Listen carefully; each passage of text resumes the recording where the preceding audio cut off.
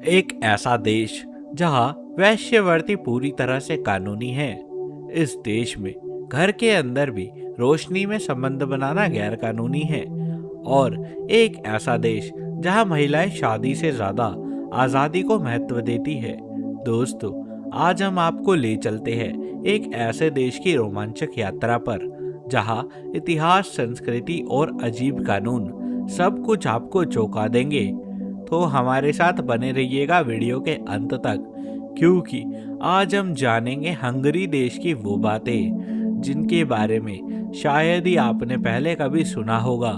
अगर हम नक्शे पर देखें तो हंगरी यूरोप के बीचों बीच बसा हुआ एक बेहद खूबसूरत और लैंडलॉक्ड देश है।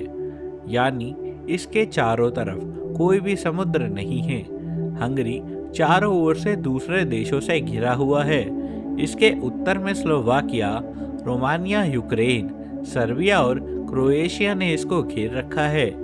और अब बात करते हैं इसके आकार की, तो हंगरी का कुल क्षेत्रफल लगभग 93,030 वर्ग किलोमीटर के एरिया में फैला हुआ है।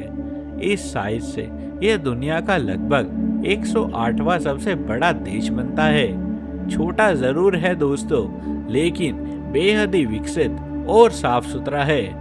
जनसंख्या की बात करें तो यहाँ करीब 97 लाख लोग रहते हैं। अब अगर धर्म को देखें तो हंगरी में ज्यादातर लोग ईसाई धर्म को मानते हैं। इनमें से रोमन कैथोलिक लोगों की संख्या सबसे अधिक है, जो लगभग 37% के आसपास है।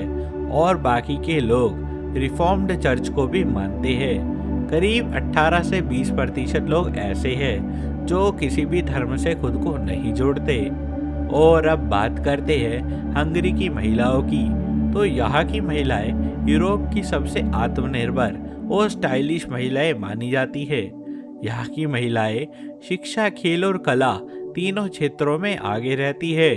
देश की साक्षरता दर लगभग 99% है और महिलाएं इसमें बराबरी का हिस्सा निभाती है। हंगरी की महिलाएं अपने फैशन सेंस और सादगी भरे आत्मविश्वास के लिए जानी जाती है। पारंपरिक कपड़ों में वो रंग बिरंगे स्कर्ट, ब्लाउज और फूलों से सजी रहती है, जिन्हें हंगेरियन फोक ड्रेस भी कहा जाता है। वहीं आधुनिक शहरों में महिलाएं पूरी तरह से वेस्टर्न स्टाइल अपनाए हुए है। फ्रॉक फैशन, इंडिपेंडेंट और काफी फिटनेस बनकर रहती है। हंगरी की महिलाओं का एक और दिलचस्प पहलू ये है कि वो अपने परिवार को बहुत ही महत्व देती है। काम के साथ साथ परिवार और बच्चों की देखभाल करना उनके लिए गर्व की बात होती है। यही कारण है कि हंगरी का समाज व्यवस्था आज भी काफी संस्कारी और संतुलित बना हुआ है। हंगरी की परंपराएं यूरोप की सबसे पुरानी और रंगीन परंपराओं में से एक है। यहाँ का इतिहास करीब 1000 साल से भी ज्यादा पुराना है और उनकी बहुत सी रहस्यमय चीजें आज भी लोगों के जीवन में जिंदा है। सबसे पहले बात करते हैं त्योहारों और पारंपरिक आयोजनों की। हंगरी में ईस्टर और क्रिसमस दो सबसे बड़े त्योहार हैं, लेकिन इन्हें मनाने का तरीका बाकी देशों से थोड़ा अलग है।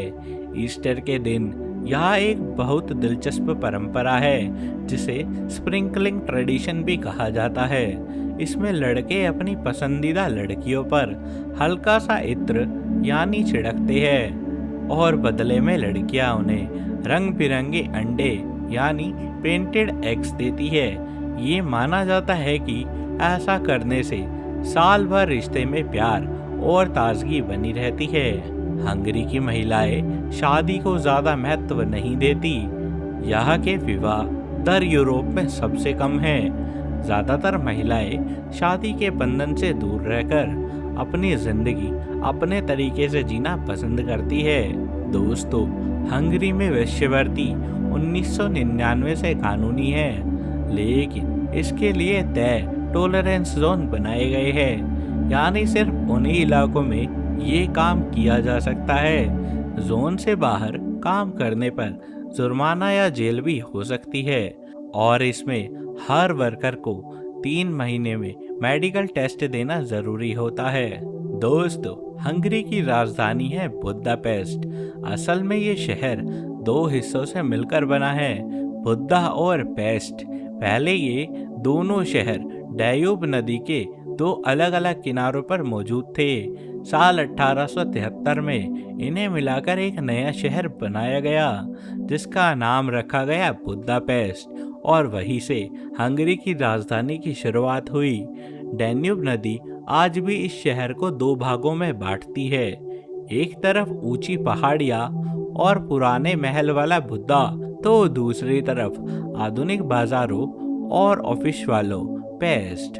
अब अगर बुदापेस्ट के इतिहास की बात करें तो ये शहर सदियों से रोमन साम्राज्य का हिस्सा रहा। ओटोमन तुर्क और फिर ऑस्ट्रो हंगेरियन साम्राज्य ने भी इस पर राज किया था। इसी वजह से यहाँ की इमारतों में अलग अलग संस्कृतियों की झलक दिखती है। कहीं तुर्की नहाने में टर्किश बाथ्स, तो कहीं यूरोपियन शैली के महल और पुल। बुदापेस्ट का सबसे मशहूर स्थान है हंगेरियन पार्लियामेंट बिल्डिंग, जो डैन्यूब नदी के किनारे सफेद पत्थरों से बनी हुई है। एक शानदार भवन की तरह लगती है। ये भवन इतना सुंदर है कि रात में जब लाइट्स जलती है तो इसका प्रतिबिंब नदी में चमकता है और पूरा नज़ारा किसी सपने जैसा लगता है। यहाँ का दूसरा सबसे बड़ा आकर्षण है चेन ब्रिज, जो बुद्धा और पेस्ट दोनों शहरों को जोड़ता है। इसके अलावा बुद्धा कैसल, फिशरमैन्स बेस्टिन और सेंट स्टेफन्स बेसिलिका, ये स्थान शहर की पहचान बनते हैं। बुदापेस्ट को तो सिटी ऑफ स्पास भी कहा जाता है, क्योंकि यहाँ पर नीचे सैकड़ों थर्मल स्प्रिंग्स भी बने हुए हैं। लोग यहाँ खास तौर पर गर्लेट बाथ्स और सिकेंज थर्मल बाथ में आराम करने आना और अपनी त्वचा को फायदेमंद स्थान से आनंद लेना पसंद करते हैं। दोस्तों, क्या आप लोग जानते हैं आज हम जिस विटामिन सी को लेते हैं उसकी खोज भी हंगरी में हुई थी। हाँ, इसे खोजने वाले थे एल्बर्ट सेंट स्कोरियाज, जो हंगरी के मशहूर वैज्ञानिक और डॉक्टर थे। उन्होंने साल 1930 के दशक में इस बात का पता लगाया कि हमारे शरीर के लिए जरूरी ताजगी और रोगों से बचाव का असली रहस्य एक खास पदार्थ में छिपा हुआ है, और वही था विटामिन सी। अल्बर्ट सेंट योग ने सबसे पहले विटामिन मिसाला पैपरिका और नींबू से निकाला था। उन्होंने देखा कि जब लोग इस पदार्थ को अपने खाने में लेते हैं तो उनकी रोग प्रतिरोध क्षमता काफी ज्यादा बढ़ जाती है और स्कर्वी जैसे बीमारियां खत्म हो जाती है। तो उस समय नाविकों और गरीब लोगों में बहुत ही आम होती थी। बाद में उन्होंने इस पदार्थ को एस्कॉर्बिक एसिड का नाम दिया, जिसका मतलब होता है एंटी स्कर्वी एसिड, यानी वो अमल जो स्कर्वी को रोक सकता है। उनकी इस खोज ने मेडिकल साइंस की दिशा ही बदल दी थी। इसके लिए एल्बर्ट सेंट कोरियाज को 1973 में नोबेल पुरस्कार, नोबेल प्राइज इन साइकोलॉजी और मेडिसिन से सम्मानित किया गया था। उनकी ये खोज आज भी इंसान की सेहत के लिए बहुत ही अहम है। दोस्तों, ये है चेन ब्रिज, और इस पुल का निर्माण साल 1849 में हुआ था। उस समय बुदापेस्ट दो हिस्सों में बटा हुआ था, एक तरफ बुद्धा तो दूसरी तरफ पेस्ट। डैन्यूब नदी के कारण दोनों किनारों के लोग एक दूसरे से जुड़ नहीं पाते थे। सर्दियों में नदी जम जाती थी तो लोग पैदल पार कर लेते थे, लेकिन गर्मियों में पुल ना होने की वजह से उन्हें नावों पर निर्भर रहना पड़ता था। इसी समस्या को खत्म करने के लिए काउंट ईस्टमैन स्वेची ने ये सपना देखा कि ऐसा एक पुल बनाया जाए जो दोनों किनारों को हमेशा के लिए जोड़ दे। इस सपने को साकार किया प्रसिद्ध इंजीनियर विलियम टायर्नी क्लार्क ने, और 1849 में दुनिया के खूबसूरत पुलों में से एक चेन ब्रिज का जन्म हुआ। बुद्धा कैसल की कहानी लगभग 700 साल पुरानी है। इसकी शुरुआत 13वीं शताब्दी में की गई थी, जब हंगरी के राजा बेला फोर्ट ने इसे बनवाया था। उस समय हंगरी पर बार बार मंगोलों के हमले होते थे, इसलिए राजा ने राजधानी को सुरक्षित बनाने के लिए कैसल हिल पर एक मजबूत किला बनवाया और इस तरह दोस्तों बुद्धा कैसल का जन्म हुआ। समय के साथ कई राजाओं ने इस महल को और बड़ा और सुंदर बनाया। हर राजा ने इसमें कुछ नया जोड़ा, कोई नए कमरे बनवाता, कोई बगीचे तो कोई टावर। इसलिए बुद्धा कैसल सिर्फ एक इमारत ही नहीं बल्कि सदियों की मेहनत और शाम का परिणाम भी है। दोस्तों अगर हम हंगरी के टूरिज्म सेक्टर को देखें तो ये देश की अर्थव्यवस्था का एक बहुत ही बड़ा हिस्सा है। हर साल यहाँ पर 1.5 से 2 करोड़ लोग घूमने के लिए आना पसंद करते हैं। 2024 के आंकड़ों के तहत हंगरी का टूरिज्म सेक्टर देश के जीडीपी का करीब 10% हिस्सा बनता रहा। यानी हंगरी हर साल टूरिज्म से ही 8 से 9 अरब अमेरिकी डॉलर हर साल कमा लेता है। वही हंगरी की कई महिलाएं टूरिज्म इंडस्ट्री में काम करती है, जैसे hotel management, tour guide, restaurant service और ट्रैवल एजेंसीज में भी। इसके अलावा महिलाएं फैशन डिजाइनिंग, एजुकेशन, मेडिसिन और डिजिटल मार्केटिंग जैसे सेक्टरों में भी काफ़ी आगे है। हंगरी की महिलाएं अपने फैशन सेंस और ट्रेडिशनल ड्रेसेस के लिए जानी जाती है। खास मौक़ों पर वे एम्ब्रॉयड फोक ड्रेस पहनती है जिन पर रंगीन फूलों से डिज़ाइन होते हैं। वही शहरों में महिलाएं आधुनिक वेस्टर्न आउटफिट्स भी पहनती है। हंगरी का खाना उतना ही रोचक और रंगीन है जितना इसका इतिहास और संस्कृति।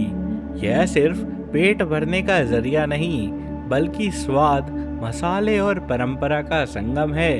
हंगरी की सबसे प्रसिद्ध डिश है गोलाश, जो एक मसालेदार स्टू होता है। इसमें मांस, सब्जियां और हंगरी का विशेष पापरिका यानी कि लाल मिर्च का इस्तेमाल भी किया जाता है। सर्दियों में इस खाने का मज़ा और भी दोगुना हो जाता है और यह डिश हंगरी की पहचान भी बन चुकी है।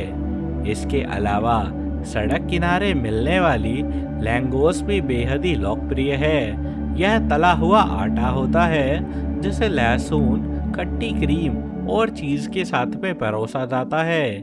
स्थानीय लोग और पर्यटक दोनों ही इसे बहुत ही ज़्यादा पसंद करते हैं क्योंकि यह खाने में सरल लेकिन स्वाद में शानदार होता है। हंगरी की टोकाजी वाइन भी पूरी दुनिया में प्रसिद्ध है। इसे वाइन ऑफ किंग्स भी कहा जाता है और मीठी हल्की खुशबू वाली यह टोकाजी वाइन हंगरी के टोकाज क्षेत्र में ही बनाई जाती है। तो दोस्तों ये था हमारा हंगरी का एक बेहद ही रोमांचक सफर। उम्मीद करते हैं आपको वीडियो पसंद आया होगा। इसको एक लाइक करें और शेयर करें। जल्द मिलेंगे, जब तक के लिए बाय बाय, टेक केयर।